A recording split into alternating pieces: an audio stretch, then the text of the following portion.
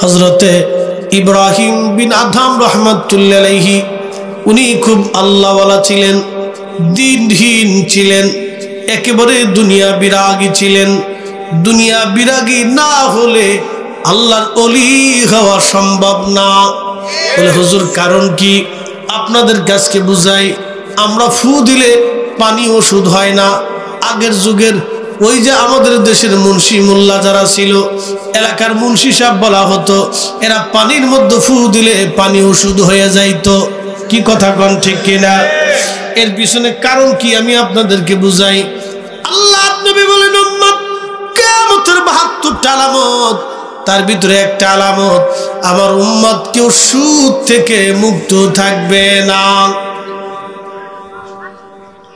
উম্মতের মধ্যে সুদ থেকে কেউ মুক্ত হবে না। সারা বাংলাদেশ, সারা পৃথিবী এখন ব্যাংকিং পদ্ধতির কারণে সবাই কিন্তু ওই অর্থনীতির আওতার ভিতরে থাকে, কেউ আর ওই অর্থনীতির আওতার বাহিরে নাই। আগের মানুষ কৃষিকাজ করত, জমি জমা চাষত, ওখান থেকে নিজের জমি থেকে নিজের ফসল হইতো, ওই ফসল তারা খাইতো, যার কারণে একবার আল্লাহকে ডাক দিল ওই একবার কবুল হয়ে গেছে। এখন আপনাদেরকে বলি, জবাব দিয়ে যাবেন। কেউ যদি ঘুষ খায়, ওই ঘুষের টাকা দিয়ে গরুর গোশত খায়, ওই গরুর গোশত শুয়োরের গোশতের মধ্যে কোনো তফাৎ আছে? আস্তে কইলেন কে? একসাথে কর, জোরে কর। তফাৎ আছে? শুয়োরের গোশত খাইয়ে কেউ যদি কাবা শরীফে নামাজ পড়ে নামাজ হবে? একসাথে বলেন, আরো জোরে বলেন হবে? শুয়োরের গোশত খাইয়া কাবা শরীফে নামাজ পড়লে যেমন নামাজ হয় না, ঘুষের টাকা দিয়ে গরুর গোশত কিনে খাইয়া এইভাবে নামাজ পড়িয়া, তসবিহ পড়িয়া, জিকির করিয়া, তাহাজ্জুদ নামাজ পড়িয়া 4 পয়সাও কাম হবে না। কেউ যদি হারাম উপার্জন করিয়া এরপরে বাজান দেয় বিরাট বড় তসবিহাতে লইয়া 2-3 সিল্লে টিল্লে একবারে মাইরে টেরে দিয়া কোনো ফিরের বাড়ি টাড়ি যাইয়া ঘুরে ফিরে আইসা, একবারে টুপি টাপি মাথায় দেয়া মক্কা শরীফ যায় ঘুরে ঘুরে আইসা, একবারে প্রত্যেক 3 মাস অন্তর অন্তর ওমরায় যাইয়া, একবারে মসজিদের মধ্যে নামাজে রত হইয়া যাইয়া, এরপরে আপনার কি বলে গো, আপনার প্রত্যেক দিন সকালবেলা তাহাজ্জুদ নামাজ পড়িয়া, ফজরের নামাজ পড়িয়া তসবিহাতে লইয়া রাস্তা করে ঘুরে ঘুরে আমার বসুন্ধরা মাঝে মধ্যে দেখা যায় ঘুরে গিয়ে জিকির আজকার কইরা, এরপরে সারাদিন যদি তসবিহ টিবিল্লাহ আল্লাহ আল্লাহ সুবহানাল্লাহ আলহামদুলিল্লাহ জিকির করে, আল্লাহর কসম করে বলি পেটের মধ্যে হারামের খাবার থাকা অবস্থায় একটা আল্লাহ শব্দ আল্লাহর দরবারে কবুল হবে না। ওর সাথে ওই রিক্সাওয়ালা ভালো যে সারাদিন ফ্যাক্টরি মিডিয়ে 1000 টাকা রুজি করিয়া আলু ভর্তা আর ডাল ভাত দিয়ে খাইয়া সারাদিন পরে একবারও যদি আল্লাহকে আল্লাহ বলে ডাক দেয়, তুই আল্লাহ এক ডাকেই কবুল হয়ে যায়। কষ্ট হচ্ছে বুঝি আপনাদের? চলে যাবে? কারা কারা যাবেন হাত উঁচা করে? আচ্ছা, আল্লাহু আকবার। সারা রাত্রি চলবে আজকে দিন, কদ্দূর চলে। ওয়াজের সময় ওয়াজ না হইয়ে যদি বাজে আলাপ হয় তাহলে এই ওয়াজের মাহফিলের ফয়েজ নষ্ট হয়ে যায়। কথা বুঝতে পারছেন? আপনাদেরকে আজকে একটা কথা কই, মুরগা পাহারা দেওয়ার জন্য শিয়াল রাখলে কি মুরগা কাজ হবে না?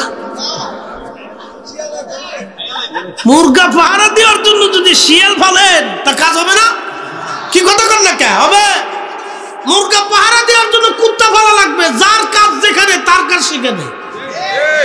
আমার দেশের বেডিরা হাফ প্যান্ট পরে জিন্সের প্যান্ট পরে রাস্তা দিয়ে আডে, কি মানে আডে না? কালীগঞ্জে নাই? আছে, আছে কালীগঞ্জে আছে, নাই খুশি কিনা আছে, আপনি দেখেন না? তাই 2-4টা আছে। তো প্যান্ট পরিয়ে যে বেডি আডে সেই বেডি আমরা ফ্যান দখল করছে। বেডি কিয়ামত পর্যন্ত চেষ্টা করলে কি দাঁড়ায় মুততে পারবে?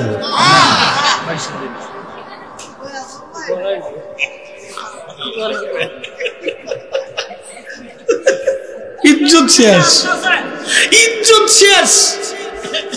তো যার কাজ যা তার কাজ শিখে, মহিলা থাকবে ঘরের ভিতরে, তার পর্দার ব্যবস্থা, তার কাজ বাসলা, বাচ্চা সামলানো, বাচ্চা পালা, সন্তান পালা, ঘর সামলানো, সংসার সামলানো, সংসার করা, রুজি করা, পুরুষ সামলানো।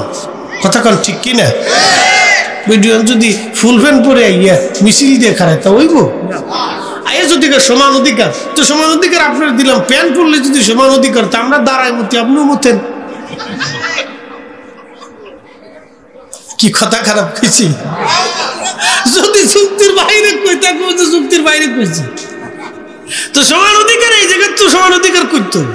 আপনি সমান অধিকার প্যান্ট পরে আইয়া জিন্সের প্যান্ট পরে আমার শার্ট দখল করছেন, জিন্সের প্যান্টটা লয়ে গেছেন গা, এত কিছু লইলেন, তাহলে আমি যে দাঁড়াই মতি এটা লইলেন না কে? এটাও লয়ে যান, বাস তো হয়ে গেল। এই জন্য বলতেছি, শিয়াল দিয়ে যেমন মুরগা পাড়া দিলে যা হয় না,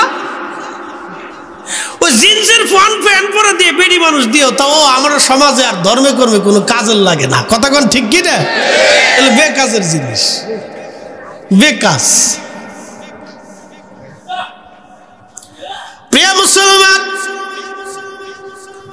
খুব মনোযোগ দিয়ে, আগের যুগের মুন্সিরা, যারা মসজিদ এলাকায় সাধারণ মুন্সি বলা হতো, মুন্সি তো সাধারণ মুন্সি ছিল না রে বাজান। মুন্সি সাহেবের কাছে পানি ভরা নিয়ে আসছে, যা আমাদের চাচি দাদিরা বলতো, যা মুন্সি দাদার কাছ থেকে পানি ভরা নিয়ে আয়। দৌড়াই গেছি, মুন্সি দাদা পানি ভরা দাও। কি হইছে? মার পেট ব্যথা, ছোট ভাইয়ের পেট ব্যথা, ওই দাদির অসুস্থতা, জ্বর আইছে। মুন্সি সাহেব পানির মধ্যে কি যেন পরে ফু মারছে, ওই পানি খাওয়ার পরে আল্লাহ রোগ নিরাময় করে দিছে। কথা কন ঠিক কিনা? বলো হুজুর, আগের মুন্সির কেরাত ছিল কেমন জানেননি? আলহামদুলিল্লাহ রাব্বিল আলামিন আর রহমানির রহিম মালিকি ইয়াউমিদ্দিন ইয়াকা নাবুদু।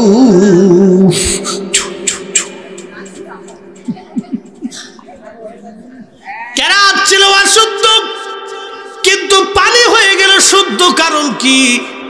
আগের মুন্সি এমন চেতা মুন্সি ছিল, কোন বাড়ির মহিলা যদি বেপর্দায় রাস্তায় চলছে, ওই মহিলার বাড়ি ওই মুন্সি খাবার খায় না। এই কথা কর না, জোরে কর, হাত উঁচা করে কর।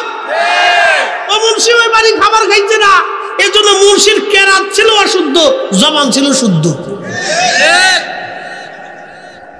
এখন আমরা দোয়া পড়ি, আলহামদুলিল্লাহি রাব্বিল আলামিন আর রহমানির রহিম মালিকি ইয়াউমিদ্দিন ইয়্যাকা না'বুদু ওয়া ইয়্যাকা নাস্তাঈন।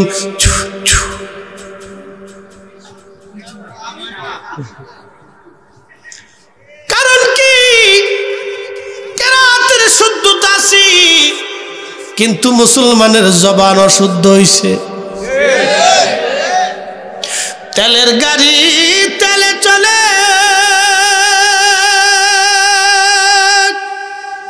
হাওয়ার গাড়ি হাওয়ায় উড়ে, বিনা তেলে চালায় গাড়ি নবী সুলাইমান। আমরা সেই মুসলমান, আমরা সেই মুসলমান। আল্লাহুম্মা সাল্লি জবান খুলে একসাথে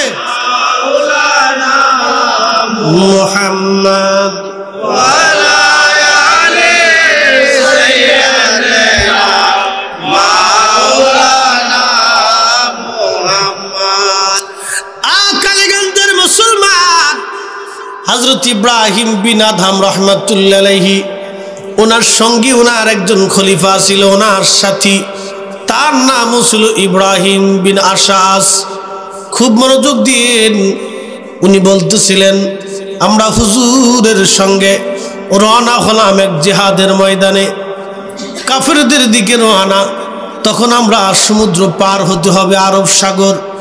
সমুদ্র পার হওয়ার জন্যে ওই যে বর্তমান ফিলিস্তিন, এরপরে তিউনিসিয়া, বর্তমান ফিলিস্তিনের গাজা শহর থেকে বলা হতো ইস্পাহান, এই ইস্পাহান থেকে এবং তিউনিসিয়া থেকে আলেকজান্দ্রিয়া, যেটা মিশরের রাজধানী, কায়রো থেকে 300 মাইল দূরে বন্দর নগরী, সমুদ্রের পারে।